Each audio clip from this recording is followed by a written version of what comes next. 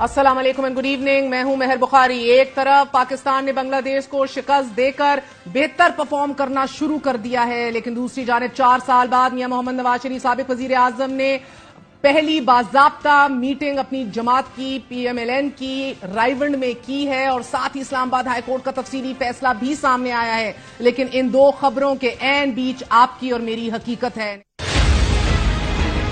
Government ने गरीब आदमी को खत्म कर दिया, ये तो गरीबों को लेकर डूब गए। अब ये गैस का पंप हम पे डाल दिया। गैस तो पहले ही नहीं आ रही, ऊपर से इन्होंने गैस की कीमत बढ़ा दी है, अवाम को बिल्कुल मार के रख दिया हुआ है। खुदारा इस अवाम पर रहम करो। सिलेंडर भी भरवाएं, उस पे भी पैसे दें, बिल भी भारी भारी दें। बिल बड़े बड़े आते हैं और गैस नहीं होती। बच्चे अक्सर नाश्ते के बाहर स्कूलों में जाते हैं, लंबी लाइनों में खड़े रहते हैं। CM भी दराफ्ती नहीं है। 300 रुपए किलो गैस हुई पड़ी है। रिक्शा चलाते हैं हम, रिक्शे की गैस में पूरी नहीं होती। मजदूर बंदे कहाँ से पूरे करेंगे? घर की भी नहीं आ रही और ऊपर से ये गैस भी हमें महंगी पड़ रही है। गरीब आवाम अब किधर जाएगी? निगरान वफाकी काबीना की जानिब से रात गए गैस की कीमतों में होशरबा इजाफे की मंजूरी दे दी गई है कि जिसके तहत हम देख रहे हैं कि प्रोटेक्टेड सारिफीन के लिए गैस के माहाना फिक्स चार्जेस 10 रुपए से बढ़ाकर 400 रुपए कर दिए गए हैं, जबकि घरेलू सारिफीन के लिए गैस के नर्ख 172% तक बढ़ा दिए गए हैं। सादा अल्फाज में एक आम शहरी की जिसे गैस मिल रही है या नहीं, इसे 400 रुपए माहाना इजाफी अदा करने हैं और अगर वो गैस इस्तेमाल करेगा तो इसे गुज़िश्ता माह के मुकाबले में गैस 172% महंगी मिलेगी। अब चाहे लोड शेडिंग है या गैस का प्रेशर कम है, फिक्स चार्जेस देने ही देने पड़ेंगे। 400 रुपए देने हैं और इसे देने ही देने हैं। लेकिन निगरान हुकूमत के इस फैसले के तहत माहाना 0.25 से 0.9 मौकब मीटर तक गैस की औसत कीमत में 300% तक इजाफा होगा। माहाना 60 मौकब मीटर इस्तेमाल पर गैस कीमत 300 से बढ़कर 600 रुपए फी MMBTU मुकर्रर कर दी गई है। माहाना 100 मौकब मीटर इस्तेमाल पर गैस की कीमत 400 से बढ़ाकर 1000 रुपए फी MMBTU मुकर्रर कर दी गई है। पावर प्लांट्स और तंदूरों के लिए गैस की कीमत बरकरार रहेगी, जबकि घरेलू सार्फिन के साथ साथ कमर्शियल सीमेंट फैक्ट्रियों, CNG और साथ साथ बरामदी सनतों और कैप्टिव प्लांट्स के लिए भी गैस महंगी कर दी गई है। लेकिन वजीर तवानाई का यह दावा है कि मुल्क का नुकसान खत्म करने के लिए गैस की कीमतों में इजाफा जरूरी था। जो गैस प्राइस इंक्रीज हुई है, अगर ये कीमत ना बढ़ती तो पाकिस्तान को इस साल भी 400 अरब का नुकसान होता, जिस तरीके के माजी में हुआ है। अगर मुल्क का नुकसान खत्म करना जरूरी है तो ये बहुत जरूरी था। और ये कि आम आदमी के लिए गैस महंगी नहीं हुई। गैस की कीमतें भी 194% बढ़ा दी गई है, रिपोर्ट हो रहा है। ये जो गैस प्राइसेस हमने अभी बढ़ाई हैं, उसकी वजह से अब पूरे पेट्रोलियम सेक्टर में तो सर्कुलर रेट अब नहीं बढ़ेगा। पहली बात तो 170-190% जो अखबारों में आ रहा है बिल्कुल गलत बात है। कुछ लोगों के लिए बढ़ा है इस तरीके से, लेकिन सबके लिए नहीं बढ़ा। 60% अवाम है, उसका गैस टैरिफ हमने बढ़ाया ही नहीं है। उसके मंथली बिल में सिर्फ 400 रुपए का इंक्रीज किया है, फिक्स 400 रुपए से उसका बिल बढ़ा है। कोई हमने गैस की प्राइस नहीं बढ़ाई है। और बाकी जो 40% है उसको भी जिस तरीके से इनकम लेवल बढ़ रहा है उस तरीके से रेट बढ़ रहा है। इस मुल्क में गुज़िश्ता कई सालों से आवाम को गैस महज 8 घंटे मिलती है और वो भी उन्हें जहां गैस का प्रेशर पूरा होता है, वगरना आवाम लकड़ियां, LNG सिलेंडर्स, इलेक्ट्रॉनिक चूल्हे और इंगीठियां इस्तेमाल करते हैं। लेकिन ये पहली हुकूमत होगी कि जो गैस देने की यकीन दहानी के बगैर आवाम से 350 अरब रुपए वसूल करेगी। ये होशरबा इजाफा बुनियादी तौर पर IMF की गैस की कीमतों में इजाफे की शर्त पर अमल दरामद के तहत किया जा रहा है कि जो रवा साल जुलाई से करना था। निगरान हुकूमत का दावा है कि IMF मिशन आमद से कबल तमाम शराइत पूरी कर ली गई हैं, मगर गैस और बिजली की कीमतों में इजाफे के अलावा हुकूमत की तरफ से खसारे में चलने वाले इदारों की निजकारी पर कोई पेशरफ्त नहीं हुई। PIA की निजकारी के हवाले से वर्किंग जारी है, लेकिन डिस्कोज और पाकिस्तान स्टील मिल्स की निजकारी के मामले को मौखर कर दिया गया है। इसी हवाले से बात करने के लिए हमारे साथ मौजूद हैं साबिक minister for petroleum Mossadegh Malik साहब, मुस्लिम लीग नून के सीनियर रहनुमा हैं। हमारा साथ दे रहे मोहम्मद जुबैर मोतीवाला साहब, चेयरमैन हैं businessman group and chief executive TDAP। आप दोनों का बहुत बहुत शुक्रिया। अस्सलाम वालेकुम। मुसद्दिक साहब, फरमाइएगा कि ये होशरुबा इजाफा जो है ये नागुज़ीर था? देखिए, पहली बात तो ये है कि ARY को ले लीजिए। अगर ARY के जो खर्चे हैं वो ज़्यादा हों और आमदन कम हो तो कुछ ही दिन चलेगा ना ARY, फिर बंद होना पड़ेगा क्योंकि खर्चा तो पूरा नहीं होगा। تو دنیا میں کسی بھی جگہ پہ آپ مہنگی گیس لے کے سستی تو نہیں بیچ سکتے. یہ تو بات بڑی کلیئر ہے. آپ کے پاس 3 اقسام کی گیسز ہیں. ایک آپ کے پاس ویل ہیڈ کی گیس ہے جو آپ سیدھے ہی دے دیتے ہیں, سسٹم میں آتی نہیں ہے. وہ تقریباً میرے خیال میں کوئی 1400-1500 ملین کیوبک فٹ گیس ہے. پھر کوئی 1600 ملین کیوبک فٹ گیس ہے جو سسٹم کے اندر آ جاتی ہے, اور باقی LNG ہے. اب سلیقے کی بات تو یہ ہو کہ ان تمام گیس کو ضم کر دیا جائے اور ان کی ایک قیمت نکال لی جائے جو آپ نے پوری کرنی ہے, جس کو ویکاک کہا جاتا ہے, اور اس قیمت کو پورا کیا جائے غریب کو بچاتے ہوئے. یہ آپ کا بنیادی ایک نقطہ ہونا چاہیے. اب اس میں سے یہ تو میں مانتا ہوں کہ گیس اگر مہنگی پڑ رہی ہے تو سرکار اگر نہیں بھی مہنگی بیچے گی, سستی بیچے گی, تو وہ سرکولر ڈیٹ جس کو آپ کہتی ہیں وہ بنتا چلا جائے گا. تو وہاں سے نہیں ڈوبیں گے تو یہاں پہ سرکولر ڈیٹ سے ڈوب جائیں گے. اب سرکولر ڈیٹ میں اضافہ رک گیا ہے, محمد علی صاحب کہہ رہے ہیں. جی میں وہ تھوڑا سا آپ کو بتاتا ہوں, اس کی میں وجہ بتاتا ہوں. دیکھیے بات یہ ہے کہ جب آپ یہ قیمتیں بڑھاتے, مثلا جو کچھ صارفین, گھریلو صارفین ہیں, ان کی 1000% بھی قیمتیں بڑھی ہیں. 1000%, 1000%, you know, not 1000 rupees. Non protected جی جو نان پروٹیکٹڈ ہے. اور اچھا کیا پروٹیکٹڈ کو بچایا, مگر پروٹیکٹڈ کو بھی 10 روپے جو ان کی 40 روپے یا کچھ اتنی کنیکشن فی تھی وہ شاید بڑھا کے 400 ہو گئی. دیکھیے بات یہ ہے کہ یہ بہت اچھا کیا کہ اس کو بچایا, یہ بہت اچھا کام انہوں نے کیا ہے. مگر 2 لوگ جو ہیں ان کو اوپر کوئی بوجھ نہیں ڈالا گیا. ایک گیس جاتی ہے بجلی کو, اگر وہ بجلی کی قیمت آپ یہ ساری ضم کر کے, جو میں آپ کو کہہ رہا ہوں کہ 3 جو مختلف قیمتیں ہیں ان کی اوسط نکال کے اگر بجلی کو دی جائے, تو فار ایگزامپل اس وقت بھکی اور حویلی بہادر شاہ میں جو بجلی 26 یا 28 روپے کی بن رہی ہے, اگر اس کو ویل ہیڈ کی قیمت پہ دی جائے تو وہ 6 روپے 7 روپے کی بن جائے گی. اگر ضم کر کے کی جائے تو وہ 14-15 روپے کی بن جائے گی. یعنی وہ 60 روپے کا جو یونٹ ایک غریب آدمی خرید رہا ہے, آپ اس یونٹ کی قیمت نیچے لا سکتے ہیں اگر آپ ویکاک کے ذریعے ان تمام قیمتوں کو ضم کر دیں. وہ نہیں کیا گیا. LNG کے ریٹ پہ آپ کو گیس دینے کی ضرورت نہیں ہے. تو LNG کے ریٹ پہ جب بجلی صرف بنتی ہے تو پھر بجلی کی قیمت گھریلو صارفین کو اٹھانی پڑتی ہے.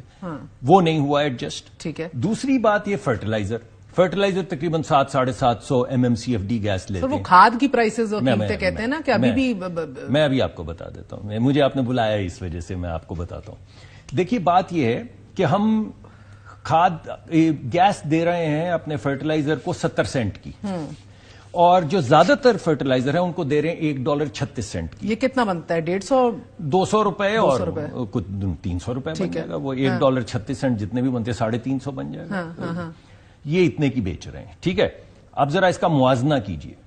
جو سعودی عربیہ ہے وہ $2 کی بیچ رہا ہے, ہم 70 سینٹ کی اور $1.36 کی بیچ رہے ہیں. سعودی عرب $2 کی بیچ رہا ہے. امیر بہت ہے نا. ایگزیکٹلی. ایک اور موازنہ لیجیے. قطر جو ہے جس کی آپ گیس خریدتے ہیں LNG, جس کے پاس دنیا میں بڑے ترین ذخائر ہیں گیس کے, وہ $3 کی دے رہا ہے. اور بحرین جو ہے جو ایک امیر ملک ہے, اتنا امیر ملک نہیں, وہ $4 کی دے رہا ہے. پاکستان اتنا امیر ملک ہے کہ ہم 70 سینٹ کی دے رہے ہیں. تو مان لیجئے 70 سینٹ کی اس وجہ سے دے رہے ہیں کہ کسان کو فائدہ ہو جائے. تو پھر کسان کو فائدہ ہونا چاہیے نا. پھر یہ 14,000 کی ڈیپ اور یہ جو بازار میں جو مارکیٹ میں قیمتیں ہیں یہ تو نہیں ہونی چاہیے. مگر جب آپ جا کے بیلنس شیٹ کمپنیوں کی دیکھتے ہیں, یہ ساری لسٹڈ کمپنیاں, آپ اپنے ابھی ایک لگائیں اگر بندہ تو آپ کو آدھے گھنٹے میں نکال کے بتا دے گا. تو پوری دنیا کی جو سب سے بڑی فرٹیلائزر کمپنیاں وہ چلتی ہیں 4 سے 8% نیٹ نفے پہ. ہماری چلتی ہیں 30 سے 35% نیٹ نفے پہ. اور گراس نفع یعنی گراس پروفٹ جس کو کہتے ہیں, بچوں کو سمجھ آ رہی ہوگی جو یہ اکاؤنٹنگ وغیرہ کرتے ہیں, وہ 50% کے قریب ہے. اس کا مطلب ہے کہ کسان کو تو جان ہی رہی. تو بھائی کسان کو اگر آپ ڈائریکٹ سبسڈی دے دیں, اور فرٹیلائزر کو جو ویلیو ہے جو ابھی مثلا ہماری انڈسٹری بھی دے رہی ہے, اس ویلیو پہ اس کا فائدہ کون, تگڑے اٹھا رہے ہیں, اشرافیہ اٹھا رہی ہے, بڑے بزنس گروپ اٹھا رہے ہیں. کچھ انڈسٹریز ہیں جن کو 70 سینٹ کی جس کو مل رہی ہے, اس کو فائدہ کس کو ہو رہا ہے؟ کس کو ہو رہا ہے آپ بتائیں نا. 70 سینٹ والی ابھی چند ہفتے پہلے تو آپ حکومت میں تھے. میں نے تو کئی دفعہ یہ کہا ہے کہ فرٹیلائزر کی 4 کمپنیاں ہیں, ان کو فائدہ. کون سی 4 ہیں؟ اینگرو ہے, فاطمہ ہے, فوجی ہے, اور ایک اور ہے, وہ چھوٹی سی ہے. ان کو فائدہ ہو رہا ہے, اور ان کی بیلنس شیٹ کے اوپر 50% کے قریب نفع جو ہے یا 35% بہت بڑے بڑے گروپ ہیں سر اس میں. میں تو مان رہا ہوں آپ کی بات. یہ آپ اور جو بات کریے میرے میں اور آپ کی بات میں فرق کیا ہے؟ میں یہی تو یہ سوال ضرور ہے کہ یہ سوال ضرور ہے کہ یہ سب باتیں آپ کو جب پتا تھی آپ لوگوں نے کیوں نہیں. ہم نے دیے. ہم نے یہ تجویز دی, ہم نے سمری بھی بنائی, اس کے اوپر ایک کمیٹی بنی کیونکہ ہر ایک اس سے اگری نہیں کرتا ہے, تو ایک بڑی کمیٹی بنائی گئی جس کے بعد اس میں منسٹری آف انڈسٹری بھی تھی, اس میں اور بھی بڑے بڑے جو سیاستدان تھے وہ تھے, اور ہمارے جو ہم نے تجویز دی تھی وہ یہی تھی کہ آپ پوری قیمت لیں فرٹیلائزر سے اور کسان کو ڈائریکٹ سبسڈی. بھائی فائدہ جب کسان کو دینا ہے تو اس کو سبسڈی دینے میں آپ پہ بھی حاوی آ گئے نا تگڑے لوگ. نہیں حاوی نہیں آ گئے, ہماری تو جنگ بھی چل رہی تھی, فیصلہ جولائی سے کہا ہوا تھا آپ مگر ہماری لڑائی تو چل رہی تھی نا. میں تو آپ کو بتا رہا ہوں کہ ہماری لڑائی تو اب بھی چل رہی ہے. موتی والا صاحب بڑا ایک ریلیونٹ پوائنٹ مصدق صاحب ادھر اٹھا رہے ہیں کہ 4 فرٹیلائزر کے کارخانوں کو آپ لوگ سپورٹ کر رہے ہیں, تگڑے بزنس گروپس کو آپ سپورٹ کر رہے ہیں, کھاد پھر بھی ناپید ہے, اس کی اور مہنگی بھی ہے, ملتی بھی نہیں ہے اوپر سے, تو قیمت جی اور سمگل بھی ہوتی ہے. میں یہ کہہ رہا ہوں کہ دیکھیں جی 3 بیلنس شیٹیں میں نے لی, اینگرو کی, اس کی, سب کی, اور ان کو میں کیبنٹ کے اندر میں نے اس کو پیش کیا کہ دیکھیں آپ جو یہ کراس سبسڈی کر کے انڈسٹری کو ختم کر رہے ہیں, انڈسٹری سے پیسے لے کر آپ فرٹیلائزر کو دے رہے ہیں, یہ بالکل غلط ہے. انڈسٹری ختم ہو جائے گی پاکستان کی, ایکسپورٹس نہیں بڑھ سکتا. آپ اس کے اندر میں سیدھی سی بات یہ کرتا ہوں, جہاں سے چھوڑا مصدق صاحب نے 70 سینٹ کی جو آپ کی جو گیس ہے وہ وہاں گئی اور ایک اس کی قیمت بنی, مثال کے طور پر سمجھ لیں گے 10 روپے بنی اور 90 روپے ان کے اوپر جو ہے نا وہ ہیں. اب یہ جو 90 روپے جو ہیں جو گورنمنٹ دے رہی ہے ان کو, اس سے زیادہ تو نفع نہیں ہونا چاہیے نا, تو بالکل راکٹ سائنس کوئی نہیں ہے. اس کے اندر ہم نے پروف کیا کہ یہ جو آپ جو آپ سبسڈی دے رہے ہیں یہ ایسے ان کے P&L میں جا رہا ہے, وہ پروفٹ کر رہے ہیں. اس کو آپ کو کسی صورت میں بھی نہیں دینا چاہیے. یہ 100% صحیح بات ہے کہ اگر فرٹیلائزر والوں کو دینا چاہتے ہیں, ہم نے ان کے اندر ایک اور تجویز بھی ان کو دی کہ آپ پلاسٹک کرنسی کریٹ کریں اور گروور کو جو ریئل گروورز ہیں ان کو دے دیں. یہ پلاسٹک کرنسی آپ نے یوریا کا بیگ لینا ہے تو آپ 4,000 روپے اس پہ دیں, اور باقی جو کامن پرائز کا جو 7,000 روپے 3,000 روپے پلاسٹک کرنسی سے کر دیں, ڈائریکٹ گروور کو پہنچ جائے گا. لیکن اصل میں لابیز بڑی اسٹرانگ ہے, اور آج ابھی یہ جو اضافہ ہوا ہے اس میں آپ دیکھیں نا 40 روپے کا اضافہ کیا ہے فرٹیلائزر کو, اور یہ مطلب یہ کہ انڈسٹری کا اضافہ 130% ہے. میں آپ سے ابھی کہہ رہا ہوں کہ کراچی سے جو آپ کا ایکسپورٹ ہے وہ آپ کا انتہائی نیچے چلا جائے گا. Karachi export about 54% of the total countries export. یہ آپ کا جو ایز اے TDAP چیف میں آپ سے کہہ رہا ہوں, میں نے ہر ایک سے بات کی, جتنے بھی منسٹرز ہیں, پرائم منسٹر سے. یہ دیکھیں بات یہ ہے کہ جب تک آپ اس کو اگر یہ نہیں سمجھیں گے کہ ہماری ایکسپورٹس ہیں, ان کو ہم نے روکنا ہے, انڈسٹری کو چلانا ہے, امپورٹ سبسٹیٹیوٹ انڈسٹری کو چلانا ہے, آپ کو میں پریڈکٹ کرتا ہوں کہ اسمگلنگ ریمپٹ ہو جائے گی, اور انڈر انوالونگ ہو جائے گی. ہماری انڈسٹریاں جو ہے نا کم از کم کراچی کی تو 50% سے زیادہ انڈسٹری بند ہو جائے گی with this kind of rate جو انہوں نے ابھی کیے ہیں. سر میں تو یہ نہیں سمجھ سک رہی ابھی کہ آپ کی دیکھیں 80% مڈل ٹو اپر کلاس کو یہ گیس مل رہی ہے اگر گھریلو صارفین کی بات کریں, because I realistically want to ask you کہ اس گورنمنٹ پہ تو کوئی پریشر نہیں ہے, پولیٹیکل کیپٹل کا ضیاع ان کو تو کوئی فکر نہیں ہے. ابھی بھی دیکھیں آپ نے جس جھٹ سے کام کرنے تھے ناگزیر تھا, مگر پالیسی کو ٹویک تو کر سکتے تھے. جیسے ابھی مصدق صاحب بھی کہہ رہے ہیں 38 ملین ہاؤس ہولڈز ہیں, ان میں سے گیس 10 ملین کنیکشنز ہیں گیس کے, یہ بھی آپ کے مڈل اور اپر کلاس ہیں. یعنی کہ یہ آپ کے رورل دیہی علاقوں کی بات نہیں میں کر رہی, میں اربن ایریاز کی بات کر رہی ہوں. تو ان کے کیوں میں نے آج صبح اوگرا میں تقریر کی ہے, اس میں نے یہ کہا کہ یہ جو اضافہ جو گھریلو صارفین پہ ہے, بیچارے بہت غریب لوگ ہیں, ڈیفینس میں رہتے ہیں, PCHS میں رہتے ہیں, بہت غریب ہیں, ان کو جو ہے نا سبسڈی کی ضرورت ہے. ان کو کسی کو سبسڈی کی ضرورت نہیں ہے. میرا سجیشن یہ ہے کہ 100 گز سے بڑے والے جو مکان ہیں ان کو گیس کا کنیکشن دینا ہی نہیں چاہیے, ان کو LPG پہ چلے جانا چاہیے.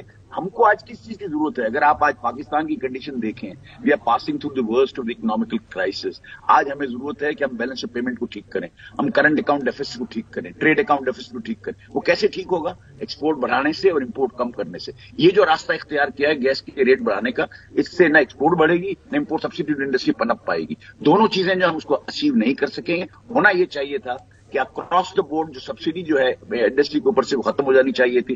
ہم نے چیخ کے کہا کہ آپ گیس کی جو کاسٹ ہے, جو بھی کاسٹ ہے, ہم اس کو دینے کو تیار ہیں. ڈومیسٹک کے اندر آپ کی پلفریجز لائن لاسز جو ہیں 47%. اور سر گیزرز, ہیٹر, سوئمنگ پول کی ہیٹنگز ہو رہی ہیں. آپ نے بڑے بڑے شہروں کے, آپ نے کراچی کا ذکر کیا, بڑے بڑے مالوں کو آپ یہ گیس کنیکشنز دے رہے ہیں. کیوں کر دے رہے ہیں سر؟ پوری دنیا میں اس طرح آپ ریسورس کی پرائسنگ صحیح کریں بس.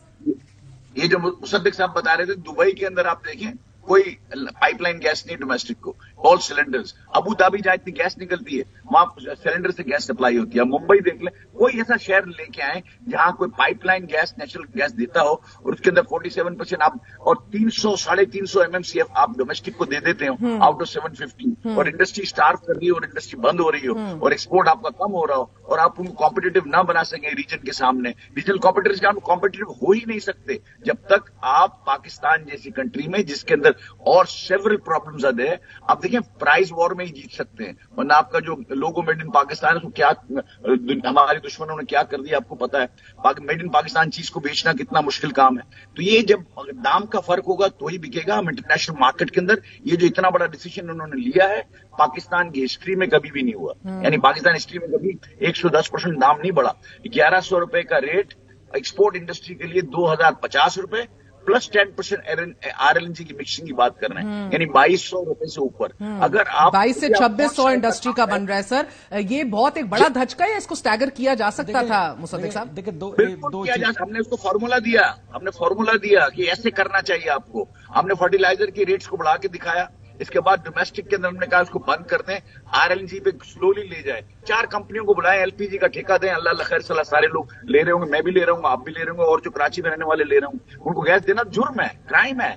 अगर आप इंडस्ट्री को बंद करके जो लोग बड़े बड़े घरों में रहते हैं उनको आप गैस दें, नहीं हो सकता। तीसरी बात हमने ये कही कि जब आप इस तरह इसको करते हैं तो लिवरेज करते हैं। मुसद्दिक साहब बिल्कुल सही कह रहे हैं। हमको जो पावर बनाते हैं, जो कैप्टिव पावर प्लांट्स हैं, उनकी गैस को, क्योंकि जो वापडा या की जो इलेक्ट्रिसिटी है उससे वो उसकी कॉस्ट काफी कम है, उसको अभी और इसमें गुंजाइश है, उसमें बढ़ सकती है। ठीक है, और ये आपने बड़ा कैप्टिव पावर प्लांट्स का जिक्र किया मुसद्दिक साहब। कैप्टिव पावर और प्रोसेस गैस के जो फर्क है, जो डिस्टिंक्शन है, वो आपके नजदीक ये होनी चाहिए या सेम रेट होना चाहिए, क्योंकि उसको फिर रिवर्स कर दिया? नहीं, देखिए तो गलती है। मैं बताता हूं आपको। पहली बात तो मुझे बिल्कुल, मैं LPG वाली बात से इत्तेफाक नहीं करता। उसकी वजह यह है कि LPG जो है पाकिस्तान में ज्यादा LPG जितनी आती स्मगल्ड होती, स्वाय स्मगलरों के किसी को फायदा नहीं होगा। कुछ हमारी अपनी होती है, बाकी सब ये चौक चकार से आ रही है, बिक रही है, ये सब चोरी की LPG है जो यहां पर बिकती है। वो नहीं, जो मैं सबको नहीं कह रहा हूं, बड़े मुअज़्ज़ज़ लोग हैं जो हमारी लोकल कंपनियों से लेते हैं, मगर जो बॉर्डर के जरिए आ रही है सारी स्मगल्ड LPG है। तो और स्मगलिंग बढ़ा दी जाए ताकि लोगों को LPG मिले, ये तो कोई सोल्यूशन नहीं। सोल्यूशन ये है कि ये गैस आप बिजली को दें, उससे बिजली की कीमत सस्ती करें, ताकि जिस तरह पूरी दुनिया में आप जाते हैं तो बिजली के स्टोव्स होते हैं, बिजली के वाटर हीटर्स होते हैं। पाकिस्तान कोई अनोखा मुल्क है भाई कि यहां पे बिजली 60 रुपए की कर दी जाए, गरीब आदमी भी मर जाए। ये क्या बात हुई? आप बिजली सस्ती करें और लोगों को कहें कि आप भाई स्टोव जो है इलेक्ट्रिक चलाएं। उससे होगा क्या? ये जो कैपेसिटी पेमेंट है ये भी खत्म हो जाएगी, क्योंकि गर्मियों में आपको 30,000 की जरूरत है, सर्दियों में 10 की जरूरत है। जब सर्दियों में बिजली इस्तेमाल होगी 22,000 यूनिट, तो कैपेसिटी पेमेंट भी खत्म हो जाएगी, बिजली की कीमत भी नीचे आ जाएगी। सिर्फ हम गैस देना नहीं चाहते बिजली को, सस्ती बिजली बनाने के लिए। ये मैं आपको बता रहा हूं इस वजह से कि जिन लोगों की इजारादारी है वो नहीं देने देते हैं। तो मगर ये these are the shackles that even this interim government is नहीं, कोई नहीं। देखिए ना, एक किसी हद तक तो उन्होंने सर्कुलर डेट पे, अब ये जो आप स्विमिंग पूल्स वाली बात की है ना, अब नहीं गर्म करेंगे। ये जो अब नए रेट आए हैं ना, इस पे जरा स्विमिंग पूल गर्म करके दिखाएं। गरीब आदमी को प्रोटेक्ट किया, अच्छा किया। थोड़ी सी मैं समझता हूं कि फिक्स्ड कॉस्ट इतनी ना बढ़ाते गरीब के लिए तो भी अच्छा बेहतर होता, मगर फिर भी 10 रुपए से 400 रुपए के ऊपर चली गई है। थोड़ा सा कैप्टिव, मुझे ये बताइए, मैं गरीब को बचाना चाहता हूं। मैं कहता हूं अमीर के स्विमिंग पूल की कोई गुंजाइश नहीं है कि वो सर्दियों में गैस से गर्म हो, या वाटर हीटर्स भी अगर करते हैं तो पैसे दें। अब आ जाए इस कैप्टिव की तरफ। देखिए, मैं कराची की एग्जांपल देता हूं। कराची के जो इंडस्ट्रियल एरियाज है ना, अगर वहां पे एक एरिया में अगर 300 कंपनियां हैं तो 11 के पास कैप्टिव है और बाकी के पास नहीं। अब जिनके पास कैप्टिव है वो तो बिजली बनाते हैं 11 रुपए की या 12 रुपए की, और बाकी जो 300 इंडस्ट्रीज हैं जिनके पास कैप्टिव नहीं है वो लेते हैं वापडा से 60 रुपए की या 50 रुपए की। इसका मतलब है वो तो सब बंद हो जाने चाहिए। तो एक यूनिफॉर्म प्राइसिंग, और हमने मोतीवाला साहब बड़ा हमसे कोऑपरेट करते हैं, हमने कई फॉर्मूले तजवीज भी किए जिसमें एक आपकी LNG और आपकी गैस, इस सबको मिला के तमाम इंडस्ट्रियल एरिया को गैस फराहम की जाए, मुकम्मल गैस फराहम की जाए, मगर उसकी कीमत थोड़ी सी बढ़ जाएगी क्योंकि उसमें कुछ LNG की आमेजिश होगी और कुछ नेचुरल गैस की होगी। सारी इंडस्ट्री, देखिए मैं जरा इंपोर्ट एक्सपोर्ट का भी बता दूं। देखें, इंपोर्ट क्या होती है? Local manufacturing. तो जब आप लोकल मैन्युफैक्चरर की कीमत बढ़ा दें तो इंपोर्ट सस्ती हो जाती है ना। अगर आप चीन से लाना चाहते हैं और पाकिस्तान में बिजली की कीमत इतनी ज्यादा है इंपोर्ट के लिए, या गैस की कीमत इतनी ज्यादा है, तो चीन की इंपोर्ट बराबर हो जाती है। तो आप एक्सपोर्ट को भी बढ़ाना है, आपने इंपोर्ट को भी कर्टेल करना है। तो इसमें एक रैशनल अप्रोच लेके आपको चलना होगा। ये कि इंपोर्ट को आप इतना नॉन कंपेटिटिव कर दें कि तमाम चीजें चीन से आनी शुरू हो जाए, तो फिर आपकी मुल्क का जो एक्सटर्नल सेक्टर है वो तो नहीं ठीक हो सकेगा। लेकिन ये मोतीवाला साहब बिल्कुल ठीक कह रहे हैं कि एक्सपोर्ट को भी तो बढ़ाना है ना, सिर्फ इंपोर्ट तो नहीं कम करनी है। तो एक कंपैटिटिव रैशनल अप्रोच आपको एक्सपोर्ट के लिए लेनी है, और उसी तरह की एक अप्रोच इंपोर्ट के लिए लेनी है। बिकॉज हमारी 30 अरब की अगर हम एक्सपोर्ट करना चाहते हैं तो हमारी 70 अरब की इंपोर्ट है ना। तो अगर इंपोर्ट को आप यहां लोकल मैन्युफैक्चरिंग को महंगा करते जाएंगे तो फिर इंपोर्ट सस्ती हो जाएगी, तो फिर सब कुछ बंद हो जाएगा यहां पे। मगर ये मोतीवाला साहब, ये इंटर प्रोविंशियल टसल भी हमने हमेशा देखी है। पंजाब को, इंडस्ट्री को आपने हमेशा महंगी गैस दी है वर्सेस सिंध की इंडस्ट्री को। सिंध की कीमतों के बढ़ाने के ऊपर भी बहुत ज्यादा एक दबाव बढ़ता रहा है, मगर अभी आई थिंक मैं आपको बताऊं कि बहुत बड़ा सब्जेक्ट है, लेकिन सिर्फ उसमें यह है कि एक आर्टिकल 158 है of the original constitution of Pakistan, which clearly spells out that it is the right of the province where it is being explored. First right उसका है, तो उसी के हिसाब से 158 चलता है। दूसरी बात यह है कि हमारे पास 50% फील्ड्स हमारे पास सिंध में आती हैं और 50% जो है ना नॉर्थ को होती हैं, 50% साउथ को होती हैं, मतलब Sindh, Balochistan and Punjab and KP के। अब होता यह है कि वहां पंजाब में गैस जो है ना 5% निकलती है पूरे सूबे, पूरे मुल्क की। पाकिस्तान भी हमारा, पंजाब भी पाकिस्तान है, सबको गैस मिलनी चाहिए, मेरा हर किसी मतलब नहीं, मैं सिर्फ आपको नंबर्स दे रहा हूं। केपीके में 9% निकलती है और जो है ना आपका 18 से 20% बलूचिस्तान में निकलती है, बाकी 68%, 64 जो भी बचता है वो सारी की सारी सिंध से निकलती है गैस। तो दुनिया के अंदर तो फर्स्ट राइट्स हैं, आई अंडरस्टैंड, 18वीं तरमीम के तहत भी दुनिया के अंदर क्या है, तरक्यात ममालिक में जो एजेस होते हैं प्रोविंसेस के, वो इन्वेस्टमेंट अट्रैक्ट करने के लिए इस्तेमाल होते हैं। तो ये मतलब ये इसके हिसाब से। और दूसरी बात ये कि यहाँ अभी आज कम हो के 750 MMCF गैस रह गई है। अब 750, हमारी रिक्वायरमेंट 1100 की है।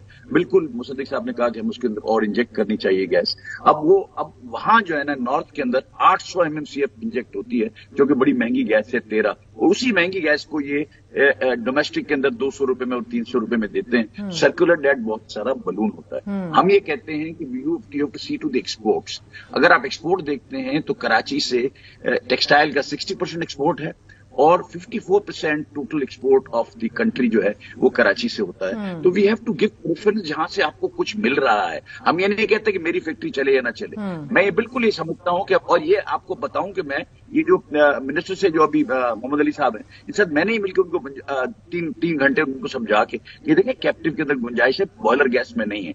आज भी मैं आपके तवज्जुह से पूरी कौम सुन रही हूँ कि आप ये जो आपने जो दाम किया है 2050 रुपए, ये किसी सूरत में भी एक्सपोर्ट इंडस्ट्री को वायबल नहीं है, ना होगा। कराची का एक्सपोर्ट बिल्कुल नीचे जाएगा। और आप और मैं विटनेस हैं, आज मैं ऑन एयर कह रहा हूं, ये नीचे जाएगा, क्योंकि ये आप एकदम 110% को अब्सॉर्ब नहीं कर सकते। अगर आपने एक काम करना है तो you have to go by book. आपको उसको बैठ जाएं, उनके नंबर्स को टैली करें और उसके साथ ले जाएं। दूसरी मुझे इस बात समझ में ये नहीं आती कि जो अब नंबर्स ये लेके आए हैं, उसके जो सर्कुलर डेट की जो ये बात करते हैं, ये मेरी समझ में आता है 400 बिलियन रुपए का सर्कुलर डेट एक ही दफा में अगर आपने सबके ऊपर थोप देना है, इज इट वाइज? मैं नहीं समझता कि मुसद्दिक साहब जो है इसके ऊपर एग्री करेंगे।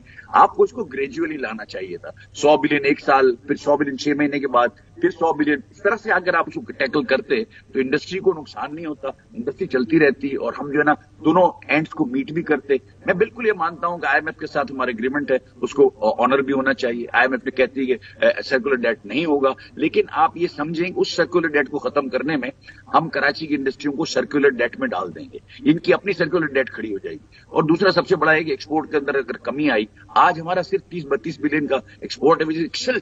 हमारे लिए मैं तो समझता हूं कि बड़ा शर्मनाक है कि 250 मिलियन लोग रहते हैं और हम सिर्फ 30-32 बिलियन डॉलर का एक्सपोर्ट करते हैं। हमारे से बड़े छोटे छोटे मुल्क जो है सैकड़ों में करते हैं। इसके लिए देखिए हाथ थामना पड़ेगा, हमको समझना पड़ेगा कि कहां हमने गैस देनी है, कहां नहीं देनी। जो मुसद्दिक साहब से बड़ी सद एहतराम के साथ मैंने ये नहीं कहा कि स्मगलिंग की LPG है, मैंने ये कहा कि 100 गज या इससे बड़ा जो मकान है उसको गैस नहीं देनी चाहिए। गरीबों की बात मैंने नहीं कि उनको दें, लेकिन ये जो बड़े लोग मुझे क्यों दी जाए गैस? मैं अफोर्ड कर सकता हूं, इलेक्ट्रिसिटी भी अफोर्ड कर सकता हूँ, महंगी गैस भी अफोर्ड कर सकता हूँ, मैं दोनों चीजें अफोर्ड कर सकता हूँ, मैं सोलर भी लगा सकता हूँ अपनी छतों के ऊपर। तो मैं ये कहता हूँ कि अब उन लोगों को जो कि 100 गज या 120 गज से बड़े मकान में रहते हैं, उनके आप गैस के कनेक्शन ना दें। आपका यूएफजी आज हमने बोल बोल के, बल्कि शायद मुसद्दिक साहब के जमाने में ये हुआ, मेरे ख्याल इन्हीं के जमाने में हुआ कि रात को जो है ना सप्लाई डोमेस्टिक को हमने कम की। आपको पता है यूएफजी कहां चला गया? कराची का 14% था unaccounted for gas, it is now 7%। So this is the policy. ये टेक्निक्स हैं जहां से हमको आपको गैस बचानी है, इंडस्ट्री को चलाना है। ऐसी बहुत सारी चीजें हैं जिसके साथ सब कुछ है। How much of this are you on board with? और आपकी हुकूमत अगर आएगी, ये जो आपने बड़ी आसान तरीके से चीजें हाईलाइट की हैं, will you be able to do all this? देखिए, पहली बात तो मैं ये कहूंगा, मैं प्रोविंसेस वाली बात क्लियर कर दूं। पंजाब डेफिसिट है, सिंध डेफिसिट है, बलूचिस्तान 3 महीने डेफिसिट हो जाता है सर्दियों के, सिर्फ केपी में सरप्लस है बस। और वो भी जिस रेट पे जा रही है, तमाम सूबे डेफिसिट हो जाएंगे। इस वजह से ये खेल, पहला राइट, दूसरा राइट, तीसरा राइट, ये चलेगा नहीं। इस वजह से आपको सोल्यूशन वो करना है जो देरपा हो, और जो आप वेकॉक का सोल्यूशन है वो एक देरपा सोल्यूशन है, ताकि सब बर्डन शेयर करें। दूसरी बात आईएमएफ वाली, 3 बातें हुई, 3 ही जवाब दूंगा। मैं नहीं समझता कि सर्कुलर डेट का आईएमएफ से कोई ताल्लुक है।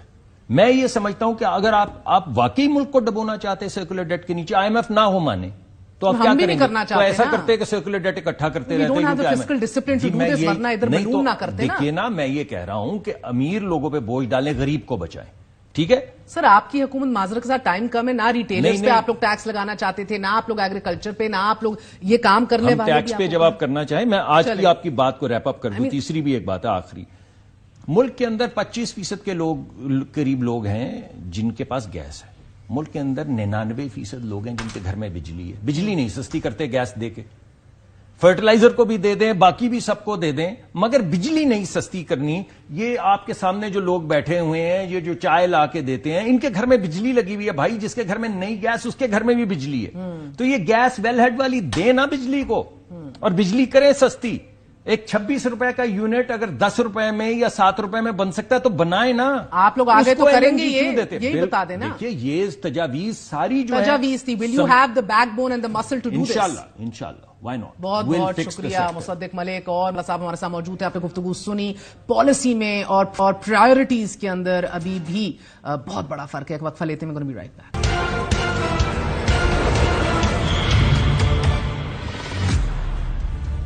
या के बाद दीगरे साबिक चीफ जस्टिस उमर अता बंदयाल साहब के दौर में किए गए अहम तरीन केसेस के फैसलों को या तो मुअत्तल किया जा रहा है या फिर रिवर्स।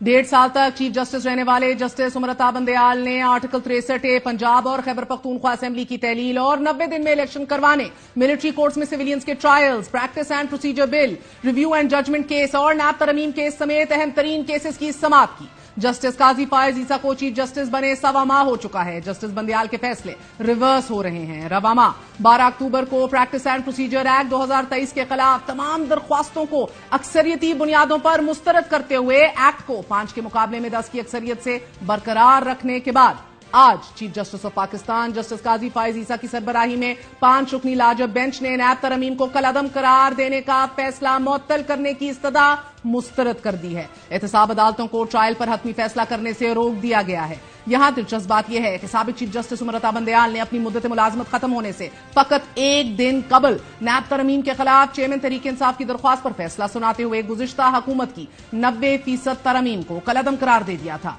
2-1 के तनासुब से दिए गए इस फैसले को chief justice Qazi Faez Isa, justice Aminuddin Khan, justice Jamal Mandokhel, justice Athar Minallah और जस्टिस हसन अजहर रिजवी पर मुश्तमिल बेंच ने मुअत्तल कर दिया है। समाअत के आगाज पर चीफ जस्टिस काजी फायज ईसा ने वकील फारूक एच नायक से पूछा कि आप अदालती फैसले की हमायत कर रहे हैं या मुखालिफत, जिस पर जवाब दिया गया कि नैब तरमीम के खिलाफ सुप्रीम कोर्ट के फैसले की मुखालिफत कर रहा हूं। जिस पर चीफ जस्टिस ने कहा कि आपने लिखा कि नैब तरमीम केस प्रैक्टिस एंड प्रोसीजर के तहत 5 रुकनी बेंच ने सुनना था। आप इस नुक्ते पर कायम हैं तो फिर इस नुक्ते पर मुतमईन करें। अगर इस नुक्ते पर मुतमईन कर लिया तो अपील के मेरिट पर नहीं जाएंगे। ऐसी सूरत में हम तरमीम के खिलाफ दरख्वास्तें बहाल करके नया बेंच बना देंगे। चीफ जस्टिस ने मजीद कहा कि या फिर इस नुक्ते को वापस ले लीजिए, आप फिर अपील चलाने से पहले प्रैक्टिस एंड प्रोसीजर केस के तफसीली फैसले का इंतजार कीजिए। जिसका जवाब देते हुए फारूक एच नायक ने इस्तदा की कि ऐसा ना करें, मौजूदा अपीलें ही चलाएं। ایسا کیا تو نیب کورٹس میں مقدمات چلنا شروع ہو جائیں گے، جس پر چیف جسٹس نے کہا کہ دیکھیں مخدوم علی خان نے اپنی درخواست میں یہ گراؤنڈ لے رکھی ہے، جس پر فاروق ایچ نائک صاحب نے بولا کہ مجھے بھی کیس میں فریق بنایا جائے، ہمیں سنے بغیر عدالت نے فیصلہ دیا، ہم فیصلے کی مخالفت کر رہے ہیں۔ چیف جسٹس نے مزید کہا کہ جسٹس منصور علی شاہ کا اختلافی نوٹ بھی آ چکا ہے، درخواست گزار چاہیں تو اختلافی نوٹ کے بعد درخواست میں ترمیم بھی کر سکتے ہیں۔ نظر ثانی تک اختیار سماعت ہے، اگر آپ نظر ثانی درخواست دائر کریں گے تو انٹرا کورٹ اپیل نہیں سنیں گے، جس پر وکیل فاروق ایچ نائک نے کہا کہ میں نظر ثانی درخواستیں واپس لیتا ہوں۔ دوران سماعت چیف جسٹس نے کہا کہ آپ پریکٹس اینڈ پروسیجر قانون نافذ العمل اب ہو چکا ہے، کیا ابھی پریکٹس اینڈ پروسیجر کے تفصیلی فیصلے کا انتظار نہیں کرنا چاہیے؟ 184 کی شق 3 کے تحت فیصلے کے خلاف اپیل کا حق مل چکا ہے۔ چیف جسٹس نے مزید کہا کہ پریکٹس اینڈ پروسیجر قانون تفصیلی فیصلے کے بعد نیب انٹرا کورٹ اپیل سنیں گے۔ وکیل فاروق ایچ نائک نے استدعا کی کہ سپریم کورٹ نیب کے اس فیصلے کو معطل کرے، نیب عدالت سے سزا ہو جائے گی، جس پر چیف جسٹس نے کہا کہ ہم کہہ سکتے ہیں کہ سپریم کورٹ کے فیصلے تک نیب عدالتیں حتمی فیصلہ نہ کریں، جس پر اٹارنی جنرل آف پاکستان نے کہا کہ سپریم کورٹ نیب فیصلے میں دی گئی ہدایات معطل کرے، نیب ترمیم ہمارا قانون ہے اس لیے دفاع کر رہے ہیں۔ دوران سماعت جسٹس اطہر من اللہ نے ایک موقع پر ناظرین کہا کہ اکثریتی فیصلے میں جس گراؤنڈ پر انحصار کیا گیا اس کا تیسری ترمیم سے تعلق ہے، تیسری ترمیم کو چھیڑے بغیر وہ فیصلہ کیسے کر سکتے تھے؟ سماعت کے اختتام پر عدالتی حکم نامے میں تفصیلی فیصلہ آنے کے بعد نیب ترمیم انٹرا کورٹ اپیل دوبارہ مقرر کیے جانے کا حکم دیا گیا ہے اور احتساب عدالتوں کو ٹرائل پر حتمی فیصلہ کرنے سے روکتے ہوئے chairman Tehreek Insaf attorney general اسلام آباد سمیت تمام صوبوں کے ایڈوکیٹ جنرلز کو بھی نوٹسز جاری کر دیے گئے ہیں۔ چھوٹا سا وقفہ، بھی بی رائٹ بیک۔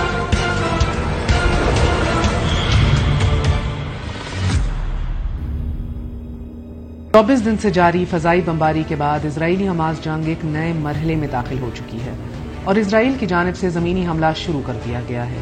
الجزیرہ کے مطابق اسرائیلی ٹینکوں کی طرف سے غزہ کو جانے اور آنے والے رستوں پر آج تیسرے دن گولہ باری کے علاوہ فضائی بمباری بھی جاری ہے، جبکہ حماس دعویٰ کر رہی ہے کہ اسرائیلی ٹینکوں کو بھی نشانہ بنایا جا رہا ہے۔ 40 کلومیٹر طویل 10 کلومیٹر چوڑی دنیا کی سب سے بڑی جیل میں 23 لاکھ لوگ قید ہیں، ان پر زندگی تنگ ہے، آسمان سے آگ کے گولے برس رہے ہیں اور فلسطینیوں کی آواز سننے کو کوئی تیار نہیں۔ گزشتہ 24 گھنٹوں سے اسرائیل کی وحشیانہ بمباری اور جنگی جرائم کے نشانے پر ہے۔ غزہ کے اہلی ہسپتال پر اسرائیلی فضائیہ کے حملے میں 500 فلسطینیوں کی شہادت کے بعد اسرائیل کی طرف سے متعدد ہسپتالوں کو نشانہ بنایا گیا۔ گزشتہ 3 دنوں کے دوران القدس ہسپتال کو بھی اسرائیل کی طرف سے وارننگ دی گئی ہے اور القدس ہسپتال کے قریب عمارتوں کو نشانہ بنایا گیا ہے۔ 60,000 سے زائد فلسطینی شہید، 20,000 سے زائد زخمی ہو چکے ہیں، جبکہ شہید ہونے والوں میں 3500 بچے بھی شامل ہیں۔ زخمیوں کی بڑی تعداد نہتی خواتین اور معصوم بچوں کی۔ انسانی تاریخ نے یہ دل دہلا دینے والے مناظر کم ہی دیکھے ہوں گے، جب زندگی کی امان چاہتے نقل مکانی کرنے والے لوگوں پر دھوکہ دے کر بم برسا دیے گئے ہوں۔ تاریخ نے یہ وحشت بھی کم ہی دیکھی ہوگی، جب 23 لاکھ لوگوں کا حقہ پانی بند کر کے ان پر مسلسل فضائی بمباری جاری ہو، اور تاریخ نے یہ منظر بھی کم ہی دیکھا ہوگا۔ ہمیں اس وقت قیامت کا منظر ہے، ہر سو جاریت کا رقص ہے، غزہ کھنڈرات کا منظر پیش کر رہا ہے، ہر طرف لاشیں بکھرے ہیں، ملبے کے نیچے ہزاروں بچوں اور خواتین کی ڈیڈ باڈیز دبی ہوئی ہیں، ہسپتالوں میں زخمیوں کو بھی امان حاصل نہیں، اور جو زندہ ہیں ان پر بھوک اور افلاس مسلط کر دی گئی ہے۔ غزہ کو خوراک سپلائی کرنے والے تینوں راستے 17 دنوں سے بند ہیں۔ آسمان سے اسرائیلی فضائیہ قہر بن کر ٹوٹ پڑی ہے۔ اس وحشیانہ بمباری میں روزانہ ننھے بچے موت کی آغوش میں جا رہے ہیں۔ یہ 4 سال سے 10 سال کے چھوٹے بچے ہیں، کسی کی ٹانگ نہیں تو کسی کا بازو، کسی کا سر پھٹا ہے تو کسی کا جسم ریزہ ریزہ ہے۔ معصوم بچوں کی لاشوں کے ڈھیر لگے ہیں۔ اطلاعات ملنے کے باوجود مگر اقوام متحدہ جنگ رکوانے میں ناکام ہے۔ تعجب یہ بھی ہے کہ اسرائیل کے ان جنگی جرائم میں اقوام متحدہ کے اپنے بھی 14 اہلکار ہلاک ہو چکے ہیں، لیکن انسانی حقوق کا محافظ یہ ادارہ بے بس تماشائی بنا ہوا ہے۔ UN کمشنر اسرائیل کی جنگی جرائم پر محاسبے کا مطالبہ کر کے چپ سادھ گئے ہیں۔ 1949 میں جنیوا کنونشن نے جنگی جرائم کی تعریف کے مطابق دانستہ ہلاکت، تشدد، جنگی قیدیوں کے ساتھ غیر انسانی سلوک، نسل کشی، بچوں اور نہتی خواتین کو نشانہ بنانا یا یرغمال بنانا، یہ سب جنگی جرائم ہیں۔ اسکول اور کالجز، یونیورسٹیز اور ہسپتال اور عبادت گاہوں پر جنگ کا اطلاق بھی سنگین جنگی جرائم ہے، مگر اس سے قطع نظر فلسطینیوں کی نسل کشی پر، ان سنگین جنگی جرائم پر اسرائیل کا محاسبہ کون کرے گا؟ ستمبر 1992 میں اسرائیلی وزیر اعظم اسحاق رابن نے امریکی وفد سے ملاقات میں کہا تھا کہ میں چاہتا ہوں کہ غزہ سمندر میں غرق ہو جائے، لیکن میں جانتا ہوں کہ یہ ناممکن ہے، اس لیے ہمیں اس کا کوئی اور حل نکالنا ہوگا۔ 1993 سے 1999 کے درمیان اسرائیل اور فلسطین کے درمیان معاہدوں کا ایک سلسلہ جاری رہا۔ اسرائیل فلسطین تنازع میں اہم کردار ادا کیا ان معاہدوں نے۔ ان مذاکرات کو اسرائیل اور فلسطینیوں کے درمیان آخری براہ راست مذاکرات کے طور پر دیکھا جاتا ہے۔ اوسلو معاہدہ کا بنیادی مقصد فلسطین کا بطور ریاست باضابطہ قیام کی راہ ہموار کرنا تھا، ایک فلسطینی ریاست جو اسرائیل کی طرح اپنا وجود رکھتی ہو، اور یہی معاہدے فلسطینی اتھارٹی کی تشکیل کا باعث بنے۔ فلسطینی اتھارٹی کا جنم اس وقت فلسطین کی آزادی کی جنگ لڑنے والی تنظیم PLO سے ہوا۔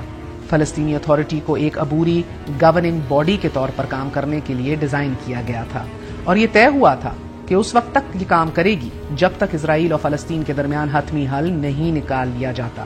لیکن اس کے بعد فلسطینی سرزمین پر اسرائیلی بستیوں کی تعداد میں اضافے نے پرتشدد واقعات کو جنم دیا، اور ان پرتشدد واقعات کے نتیجے میں فلسطینی علاقوں جن پر مستقبل میں فلسطینی ریاست بننی تھی، ان علاقوں کا ڈی فیکٹو کنٹرول اسرائیلی فوج اور آباد کاروں کے پاس چلا گیا۔ فلسطینی ریاست کے بنیادی حق اور دو ریاستی حل کی فیزیبلٹی ہر گزرتے دن کے ساتھ کم ہوتی گئی، اور بالآخر 2014 میں مذاکرات کا سلسلہ منقطع ہو گیا۔ جن بستیوں کی بنیاد پر فلسطینی شکایات کر رہے تھے، جو فلسطینی شکایات کا مرکز تھیں، انہیں بین الاقوامی قانون کے تحت بھی غیر قانونی قرار دیا گیا، لیکن اسرائیلی حکومت نے اسے قبول کرنے سے انکار کر دیا۔ حالانکہ امریکہ بھی اسرائیل پر دباؤ ڈالتا رہا۔ بین الاقوامی قوانین کے مطابق عسکری وجوہات کی بنا پر جس بھی علاقے پر قبضہ کیا جائے، وہاں کے رہائشیوں کو بے گھر نہیں کیا جا سکتا، اور نہ ہی اپنے شہریوں کو اس زمین پر آباد کیا جا سکتا ہے۔ جیسے جیسے فلسطینی ریاست کے لیے امیدیں مخدوش ہوتی گئیں، ہر گزرتے دن کے ساتھ فلسطینی اتھارٹی کی ساکھ میں بھی کمی آتی گئی، اور لوگوں کے نزدیک فلسطینی اتھارٹی مقبوضہ فلسطینی علاقوں میں بنیادی طور پر اسرائیل کی ہی آف شوٹ بن کر رہ گئی۔ مارچ میں ہونے والے فلسطینی centre for piece and survey research کے مطابق 63% فلسطینی اتھارٹی کو بوجھ سمجھتے تھے۔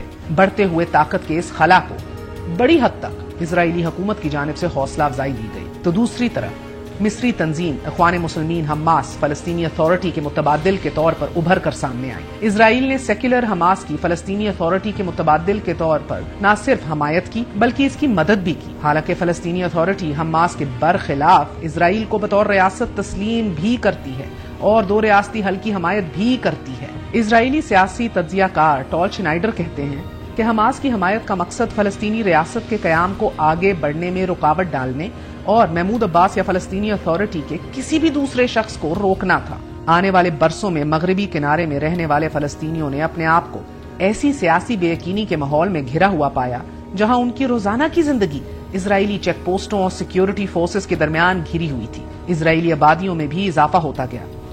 یہی وہ نسلی عصبیت کے حالات ہیں جن پر انسانی حقوق کی تنظیمیں استدلال کرتی ہیں۔ کچھ ناقدین کا ماننا ہے کہ مذاکرات شروع کرنا اور فلسطینی اتھارٹی کا قیام ہی غلط تھا۔ سیزنڈ محکمہ خارجہ کے سابق اہلکار ایرن ڈیوڈ ملر، جو اوسلو مذاکرات کا حصہ تھے، 2005 میں انہوں نے ایک بیان میں کہا تھا کہ اسرائیل فلسطین تنازع کے حل میں امریکہ کا کردار غیر جانبدار ثالث کے طور پر بالکل نہیں تھا۔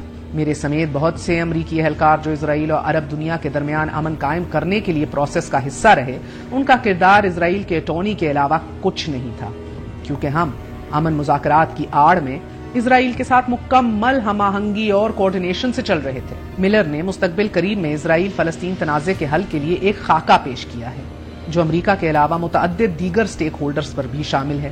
یہ خاکہ امریکہ تک ہی محدود نہیں۔ ان کے خاکے کا پہلا نقطہ اقوام متحدہ کی نگرانی میں جلد از جلد فلسطین میں الیکشن کروانا ہے، جو ایک دہائی گزر جانے کے باوجود محض اس خطرے کے پیش نظر نہیں کروائے گئے کہ کہیں حماس جیسے گروپ برسر اقتدار نہ آ جائیں۔ دوسرا نقطہ سعودی عرب کی طرف سے تعمیر نو کی کوششوں کے لیے فنڈز کا اجرا کیا جانا، اور تیسرا نقطہ یورپی یونین کا فلسطینیوں کے حق کے لیے آواز اٹھانا شامل ہے۔ اقوام متحدہ کے سیکرٹری جنرل انٹونیو گوٹیرس کی جانب سے غزہ کے لیے امداد کو روکے جانے کو سنگین جرم قرار دیے جانے کے بعد وہ امریکی بحری بیڑوں اور 6 چینی بحری جہازوں کے خطے میں موجودگی، ترک بحریہ کی 100 بحری جہازوں کا 100 سالہ جشن کا فلیگ مارچ، اسرائیل اور امریکہ کا ایران پر حماس اور حزب اللہ کی مدد کا الزام، اور ایران کا پلٹ کر امریکہ اور نتائج کا جواب، یہ وہ اہم ڈیولپمنٹس ہیں جو کسی بڑی جنگ کا طبل بجانے کے لیے کافی ہیں۔ اس وقت 3 लाख इजरायली फौजी गजा की सरहद पर मौजूद हैं, जबकि इजराइल की तरफ से लेबनान, शाम और मिस्र में फजाई हमले किए जा चुके हैं, जिसके जवाब में लेबनानी तंजीम हिजबुल्लाह ने अपने 1 लाख से जायद फाइटर्स को तैयार रहने के अहकामात जारी कर दिए हैं। हिजबुल्लाह के पास 1,23,000 से जायद जदीद मिसाइलें मौजूद हैं, जो शुमाली इजराइल में मौजूद इजराइल की न्यूक्लियर प्रोग्राम साइट्स को निशाना बनाने की अहलियत रखते हैं। माहिरीन के मुताबिक हमास की तरह हिजबुल्लाह भी माजी से कहीं ज्यादा जदीद असलहे और जंगी महारत से लेस हो चुकी है। 2006 में आखिरी बार हिजबुल्लाह और इजराइल आमने सामने आए थे। उस वक्त हिजबुल्लाह ने 4,000 मिसाइल फायर किए थे। मशरिक़ वस्ता से ताल्लुक रखने वाले मुतअद्दिद माहिरीन का मानना है कि अगर अब हिजबुल्लाह और इजराइल के दरमियान जंग हुई तो हिजबुल्लाह इजराइल को बहुत ज्यादा नुकसान पहुंचाएगा, क्योंकि हिजबुल्लाह गुज़िश्ता 17 सालों में 10 गुना ज्यादा ताकतवर हो चुका है। हिजबुल्लाह के पास जदीद तरीन ईरानी टेक्नोलॉजी से लेस मिसाइल हैं, जो इजराइल में अहम और हसास इमारतों को निशाना बना सकते हैं। इसी तरह इजराइल ने अगर हमास पर जमीनी हमला किया तो हिजबुल्लाह इसका जवाब इजराइल पर हमलों की सूरत में देगा, और हो सकता है कि हिजबुल्लाह अमरीकी एयरक्राफ्ट कैरियर को भी निशाना बनाए। अगर ऐसा किया गया तो अमेरिका और इजराइल ईरान को निशाना बनाएंगे, जिससे जंग बड़े पैमाने पर फैल सकती है। बड़े पैमाने पर तबाही के इन खदशात के दौरान अफसोस का मकाम यह है कि दुनिया भर के दारुल हुकूमतों में इजराइली बर्बरियत के खिलाफ एहतजाज हो रहे हैं। लोग बड़े पैमाने पर निकलकर इजराइल और मगरबी दुनिया के खिलाफ मुजाहिरे कर रहे हैं। यूरोप और अमरीका में एहतजाज जारी है, लेकिन अलमिया यह है कि इजराइल के खिलाफ किसी भी अरब मुल्क में एहतजाज नहीं हो रहा। हत्ता के पाकिस्तान में जमात इस्लामी के गुज़िश्ता रोज के जलसे के अलावा यहाँ भी कोई एहतजाज नहीं हो रहा। किसी ने फलस्तीनी मुसलमानों के लिए आवाज नहीं उठाई, जबकि आज खुदा खुदा करके सेनेट का इजलास बिलाखिर बुला लिया गया। हमारे फैसला साज बैठेंगे, बड़ी बड़ी बातें करेंगे और फिर फलस्तीन पर इजरायली बमबारी के खत्म होने का इंतजार करेंगे।